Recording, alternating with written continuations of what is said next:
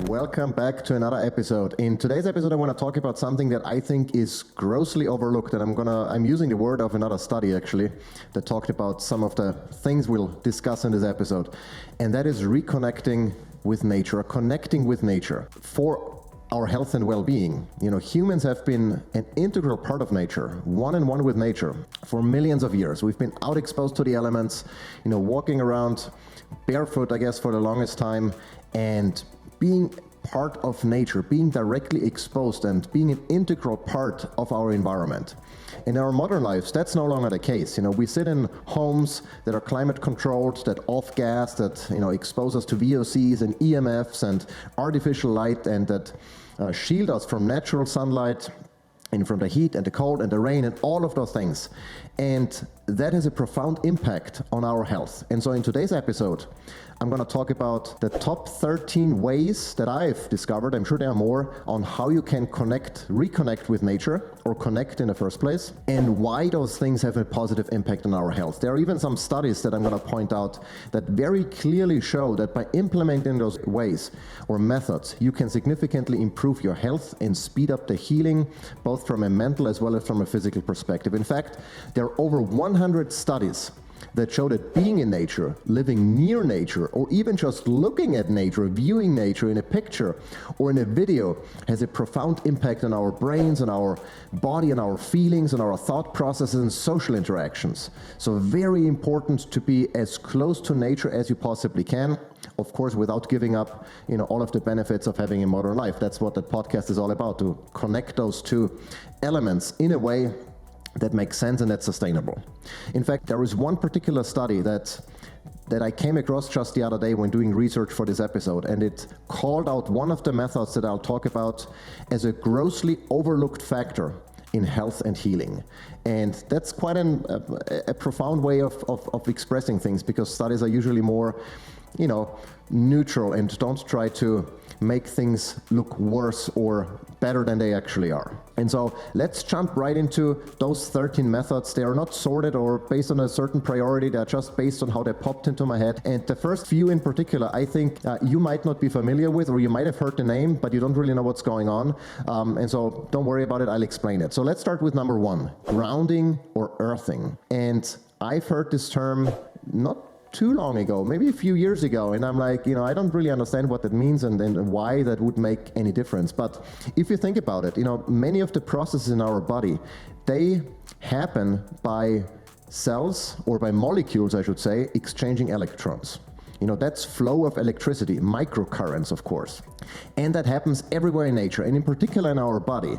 And that energy can flow, from the ground through your body and back into the ground. And you can actually measure it. If you have a voltmeter that can measure microcurrents, you can actually measure the amount of energy if you stand barefoot on a patch of grass, how much energy is flowing through your body. And unfortunately, with modern footwear, with pretty much all footwear, we prevent that flow of energy from happening. And up until recently, there wasn't really any good understanding of whether or not that impacts our health. I think for the most part, nobody ever thought that wearing shoes could potentially and negatively impact our health. However, studies have shown by practicing grounding or earthing, meaning by just walking barefoot on soil, on a patch of grass, on dirt, it can reduce inflammation, it can lower stress, it can improve blood flow, lower blood pressure, and improve sleep. And I'm going to link some of those studies in the show notes. There are studies that point out by just walking barefoot a couple of minutes every day, you can significantly improve your health and well-being, and it doesn't cost you anything, except for a few minutes of your time. So that's actually the one method that a study called out as a grossly overlooked factor. So if nothing else, take your shoes off, take your socks off, and just walk barefoot every day if you can. It's free, it doesn't cost you anything, and it can significantly improve all of the factors I mentioned, including your sleep, which is one of the major issues that most people deal with. Number 2 is forest bathing. And that's something I actually heard in the news, in an Austrian news channel a couple of years ago. And I'm like, what on earth is forest bathing? And it simply means being in a forest for extended periods, for a couple of hours, maybe a day, and doing nothing else but just being there, being in that environment, being in a forest. And studies have also shown that it can have tremendous impact on your mental health, and in particular, in people with severe depression. If you think about it, if people that are severely depressed, they put them into the forest for a day and they come out and they feel significantly better, and that feeling better actually lasts for quite some time. It's not just an effect that works in the moment or something that happens in the moment. No, by doing this, you can actually positively improve the symptoms of depression for extended periods. And that's really impressive. And some of the reasons why that is because being in an environment that's conducive to our genetics, to our way of evolving, regulates your hormone levels, including your stress hormone, cortisol, as well as upregulating some of the hormones that make you happy, like serotonin. It can also balance your nervous system. As we've talked about in the stress episode, there is always that constant battle between the sympathetic and parasympathetic nervous system. And by being in the forest, by forest bathing, so to say, you can positively influence that balance in favor of your parasympathetic nervous system, which lowers your resting heart rate, which increases your HRV, your heart variability, all signs that you're less stressed and less anxious. And so that's one of the things you can easily do if you have a forest nearby. Just go outside and spend some time in the forest. And even if you don't want to spend the entire day, I usually don't have time to do that, but I spend time in a forest almost every day by just walking, in our case, the dog. Once or twice a day for at least 45 minutes per walk, I am in the forest. And when I'm there, I try to do one of two things, and that is, I think, very important. Engage your senses. When you're out there in the forest, don't be on your phone and be distracted, but try to be present by paying attention to what you smell, what you hear, what you see, what you can observe, what you feel. Maybe when a breeze of wind is touching your skin or hitting your skin, pay attention to all of your senses and how that feels and how that makes you feel. And I've noticed by doing that, by just by the fact of being present, by paying attention to my senses, I come out the other end, quite literally, and feel significantly better and less stressed. In other cases where I'm not necessarily present to the environment, I'm present to my thoughts. I use that walk in the forest to sort my thoughts and to kind of take stock of how I feel, why I feel a certain way, what caused me to feel a certain way, and the same, why does my wife feel a certain way, or the kids, if they're acting out, or if we have an argument, or whatever the case might be. Really try to understand what is happening and use the time to take stock and to reflect. And that has had a very positive impact on my, especially mental health and well-being. Number 4, expose yourself to soil. And that comes, if you have a garden or if you have livestock or whatever, you naturally do that. But by exposing yourself to soil, to dirt at the end of the day, you impact in a positive way your immune system. In fact, you kind of stress your immune system with maybe pathogens, with bacteria, with fungi, with microbes your body might not be familiar with that are in the soil. But by doing so, it's kind of like a hormetic stressor. It makes your immune system more robust and more capable of dealing with other pathogens that you might come across, down the line. And that's really one of the reasons why farm kids are generally healthier and less sick than their city cousins. And that's all because of soil microbes. By being exposed to pathogens in low amounts, that can make your immune system more robust. And that's just one of the ways of how nature can literally improve your health and reduce the risk of you getting sick. Fresh air is another no-brainer. And obviously some of those factors overlap. If you go into the forest, if you spend time in the forest, if you take a walk or whatever, you're naturally exposed to fresh air unless you're walking next to a street. And the impact of that is that one of the advantages of doing that is that the air in our homes is usually not incredibly healthy.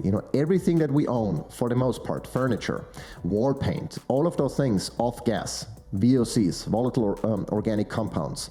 There might be mold that you haven't even realized yet. There is mold in every house to varying degrees. The question is, is it enough to harm you or not? But there are so many toxins that make the air that we breathe in our homes less than ideal. And by being outside as much as you can, you significantly increase your exposure to better air, and that obviously has an impact on your health and well-being, especially if you suffer from asthma or some other respiratory infections or autoimmune type of conditions, which might be made worse or triggered by mold and VOCs and some of those other things that we are exposed to on a daily basis. Number 6, sunshine. Also very much a no-brainer.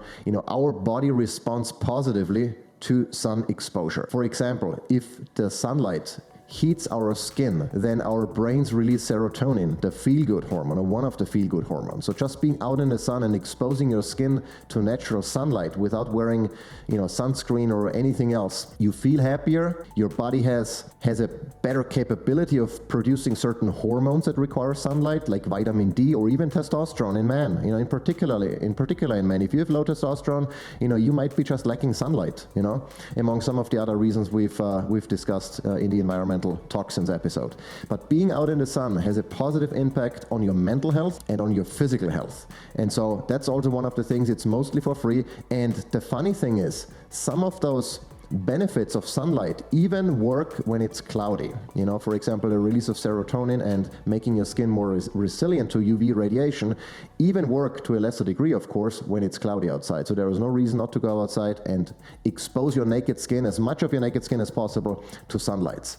Number 7, it just actually happened this morning, expose yourself to the elements. One of my favorite ways that I remember from childhood was to get out when it's raining, when it's pouring down, to just get out and let that rain soak me until I'm, 5 pounds heavier because of all of the water. And I just did this the other day, and I did it today again to a lesser degree. It was raining, it was pouring, and I knew I had to walk the dog. So I'm like, you know what? Let's take this opportunity and let's get soaked. So I just wore a shirt, because it was kind of chilly, and I walked the dog for 45 minutes, and it was pouring down, and I was soaking wet. So was the dog, by the way. And the interesting part about that is that rain offers tactile stimulation on your skin. You suddenly feel stuff that you might not have felt in a long time. It's almost like, I use some of those tactile stimulation devices to down-regulate or to balance my nervous system when I'm stressed. And I get a similar effect when I'm out in the rain. All those raindrops on my skin, on my body, the chilling effect of the rain, even if it's usually, right now it's summer in Georgia, it's super hot, it's steamy, it's humid, but when it rains, it significantly cools down, and I even got the chills the other day, even if we still had, I think it was like 25 degrees Celsius or so outside, so it was still very warm, but the rain just changed my perception of the heat, the tactile stimulation. I got like goosebumps running down my neck. I'm sure you had that feeling when you're either super happy or, sometimes when you're, scared, you might have that too. But I specifically notice that when I get overly excited, positively excited, I get those goosebumps, and I had that effect when I was walking in the rain and, just being drenched. And it felt so good. I came back, I was happy, it was just great. And it's something, again, you can do for free. And, I challenge you, when was the last time you went outside when it was raining, pouring, and you didn't, bring an umbrella or a raincoat, and you just let it happen? I highly recommend you try that out and assess how you feel after. I can promise you're going to feel great.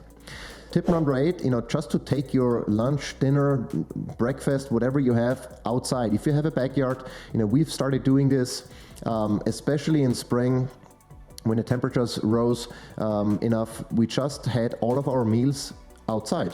And yes, sometimes it's hot, sometimes there might be mosquitoes, and sometimes there might be flies, and whatever the case might be. But just being outside, a change of scenery, being able to listen to the birds, to see the bees fly by, to do all of those, to observe all of those things. So again, engage your senses while you're eating. Being more present to what you do is just such an impactful way of reconnecting with nature that doesn't cost you anything, and you'll probably go back inside, and you feel happier than you were before. It has such a positive impact on your mental health, which also drives your physical health, and of course vice versa. Number 9, make outdoor activities part of your regular routine. We had a time before we got all of the livestock. I think at the time we only had the bees, but we didn't have chickens yet or rabbits yet. And we struggled with our kids spending enough time outside. I got really frustrated because every day I would go outside, no shirt, barefoot, get exposed to the sun, ground, do all of the things that I strongly believe are important for our health and well-being. And the kids would rather play Lego on the inside. And there is nothing against Legos. I love when they play Legos. It teaches them so many different things. But I'm like, do that outside, go outside. It's warm, it's sunny, it's nice. But no, they wanted to stay inside. And like, okay, we got to do something. We don't want to, argue every single day for them to go outside. So we said, every weekend we're going to go somewhere. Be it to a creek, to a waterfall, to a hiking trail, to a mountain peak, to a farm, whatever the case might be. We took the time and made it a regular part of our routine to spend time outside with the kids. And of course, in the beginning, I was like, I don't want to, I'd rather play Lego or whatever. But every time we went, they had fun, we had fun, everyone felt great. We all were exposed to the sun, to fresh air, to nature, depending on where we went, to animals in some cases when we went to a farm, and the kids could, inoculate their immune system by, kissing the chickens or whatever they did. And all of that was great, and we came back home and we slept great because we spent all day outside, and everyone was happier, and we knew, okay, this is something we want to do again next week. And, in our case, it takes us maybe 30 to 90 minutes to get to the places we want to go, but the kids always loved it, not the driving part, but once we were there, and we did too. It was a break of our routine of being home all the time, since we're homeschooling, wife's home, I work from home, we are home all the time, literally. And so by doing that, it had such a profound impact. And then of course we got, chickens, and from that point on, the kids spent a lot of time in the backyard, just engaging with the chickens. But you might not have those chickens, even if you don't, just make it part of your routine. Say on the weekends, one of those, weekend days, we're gonna drive out and we're gonna do something. Number 10, kind of, similar vein that we started doing, grow something. It could be something as simple as a house plant. It could be something as simple as a tomato plant. Even, we are not big tomato eaters, but growing something, watching something grow, and taking care of a plant, and you see the progress from maybe the seed to the seedling to, sprouting and to the full-grown plant, maybe one that's even bearing some fruit or flowers or whatever, is a beautiful thing. And, at some point we started making it a habit of whenever we went somewhere to a nursery or something, we brought home some more plants that we could, have on the inside. And plants are a great thing. That they are the best air filters you can have, much better than anything you can, any mechanical device you can put in the house. And just being close to plants, like I have plants in my office, looking at them, seeing how they grow, has a positive impact on your health, on your mind, and on your physical well-being. And it's such an easy thing. And in particular, if you do something, if you grow something that you can then harvest the fruit of, it's a beautiful thing, and it's very rewarding at the end of the day, and it helps you be mentally, I think, in a much better place than if you live in a sterile home where there is no other living being than maybe you yourself and your family. Observing nature in your backyard, that's also something, if you have a backyard, or outside of your window. It doesn't really have to be a backyard, but we've noticed that by just paying attention to what's happening around us, it had dramatic impact on our daily lives. I'm going to give you one example. I usually start my day, I come to the office, I have a cup of coffee and I start working. And at one point I'm like, you know what? I'm going to take my MacBook and I'm going to sit on the porch, before the sun would come up, because I'm usually an early riser. I sit out there, I have my coffee there, I respond to emails or what have you, and I just from time to time look up and I observe. And seeing the sunrise, every morning behind the trees had such a profound impact on my state of mind and how the rest of the day would go. It made me happy seeing something as simple as a sunrise, from the porch of our house. And then, later on, you can then suddenly hear, the birds chirping, the chickens come out of their coop, all excited to start foraging. Later in the day, I could see the bees buzzing by, left and right, collecting nectar and pollen and all of the things that they do. And by just observing those simple things, or the birds that built a nest in one of our, plants that we hung on the front porch, those kind of things, those little things add up. And the more of those little positive things you see that cause a release in your happy hormones, the better your day is going to be, and the more you can counter all of the negative things that we are bombarded with on a daily basis. Number 12, expose yourself to extreme landscapes. There is something about, being on the top of a mountain or in the valley, or, seeing something like the Grand Canyon. Those are things you don't forget. And obviously that's not something you can do every day, but if you have the chance, go somewhere where you see extreme things as far as nature is concerned, huge boulders sticking out of the middle of nowhere, or, peaks and valleys and all of those things, scuba diving or, skydiving or whatever it is, exposing yourself to those extremes has a profound impact on how you see the world, first of all, and its lasting memories, And just to give you one example that's obviously not very extreme, but a few weeks ago it rained so hard that the trail I usually walk the dog at on was flooded. It was a river. So I was basically wading in a river, and I told the kids about that, and they got all super excited. And the next time it rained, they came with me, and they had their rain boots on, and they got all wet and muddy, and they had a blast just playing in a river or in a stream that is actually a trail. And there was nothing we had to buy for that. All I had to do is come with me, and that's something that sticks in their mind for a long time. As they still tell me, hey, do you remember the time when it rained? Or every time it rained, they're like, is there going to be a river that we can explore? And so those kind of things, obviously, as you get older, you might be less excited about a flooded trail. But seeing the Grand Canyon for the first time, being on top of a mountain, overlooking everything, those are things you'll never forget, and that have a profound impact, because it makes you feel human. There is something about that makes you feel like I belong here, and this is where I want to be. And number 13, that can be a little bit more of a complex one, but a very powerful one, is to connect with animals. And that can obviously mean different things. For us, it means having pets like, our German Shepherd, and having livestock. The thing with animals, obviously, is they are a great responsibility, and we can probably talk about that in a separate episode. But whoever is the decision maker about introducing an animal to the household, to the home, whatever, that person is 100% responsible. It's not your kids, it's not your spouse who also likes to have a dog, or chickens, or whatever the case might be. If you're the decision maker, you're 100% responsible, and you have to invest time every single day.